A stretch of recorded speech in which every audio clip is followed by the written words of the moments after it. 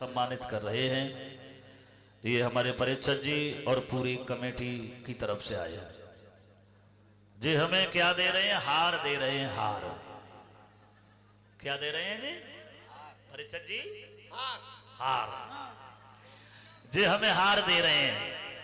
और हम कामना करते हैं भगवान से कि इन्हें हार में भी दे। कौन से हार में? खेत हार में भी दे, व्यवहार में भी दे, रोजगार में भी दे, व्यापार में भी दे, रिश्तेदार में भी दे, यानी हर जगह दे। बोलिए वृंदावन बिहारी लाल की।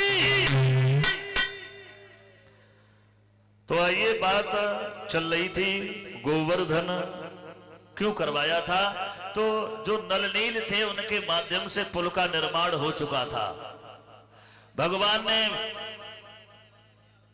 हनुमान जी के लिए कहलवाया है कि जो गोवर्धन पहाड़ को ला रहे हैं वहीं पे छोड़ दो, पुल का निर्माण हो चुका है।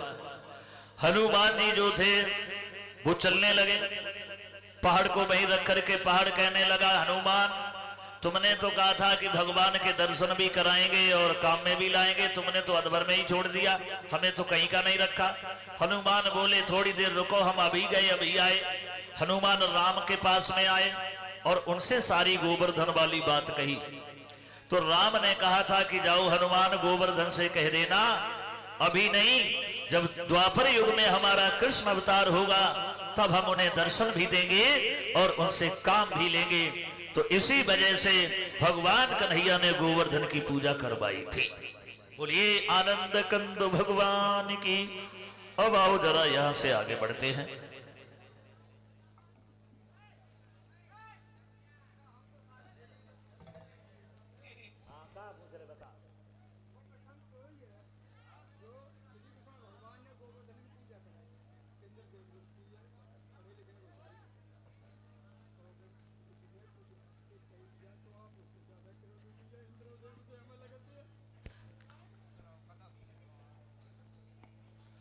आइए आगे बढ़े। श्री सुखदेव जी कहते हैं कि हे उत्तरानंदन परीक्षक जी,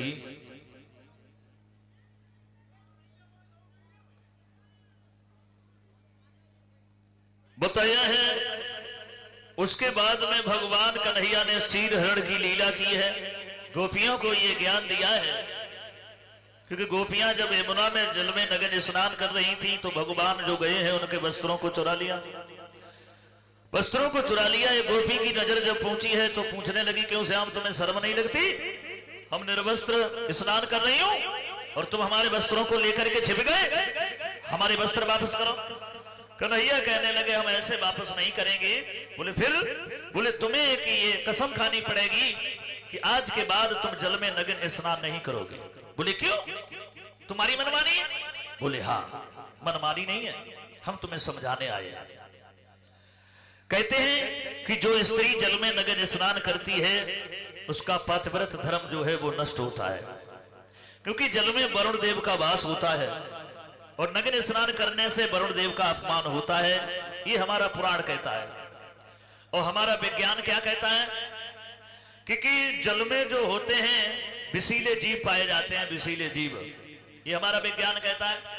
और जब हम निर्वस्त्र होकर के स्नान करते हैं तो वो विषीले जीव हमारे शरीर को हानि पहुंचाते हैं।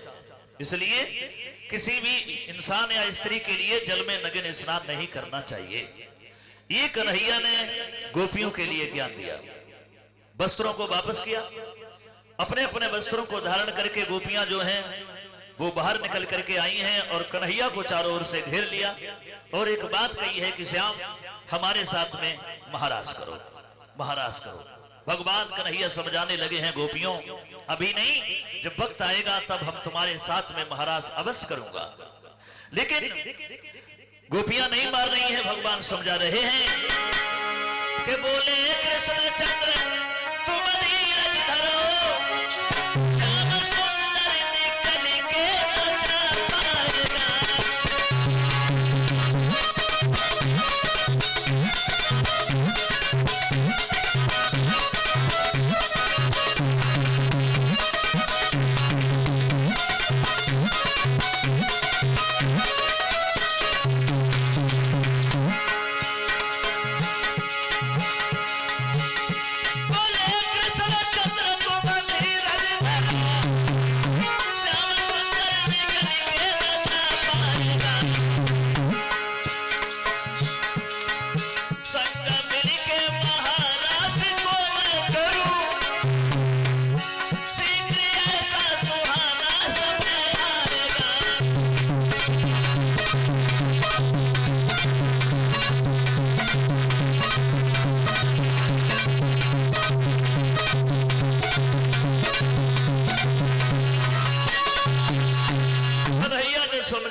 कि अभी गोपियों जाओ, वक्त आने पर हम तुम्हारे साथ महाराज अवश्य खेलें।